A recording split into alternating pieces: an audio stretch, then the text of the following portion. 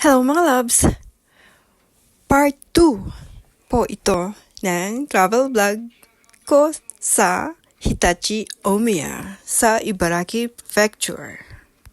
Dahil yung part 1 ay naubos yung oras ko kakasalita.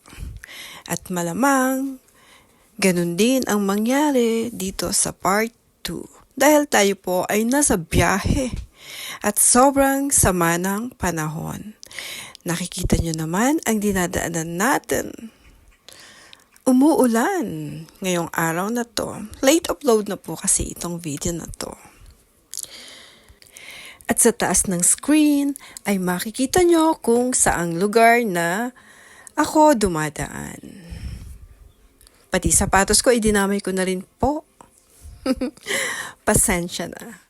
Pero napakaganda ng view. Siguro kung hindi lang umuulan sa araw na to, baka nag-stop ako, nag-drop by ako sa mga lugar na tingin ko magaganda.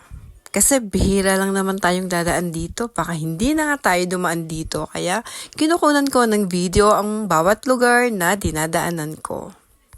Malaking lugar din kasi ang Ibaraki Prefecture.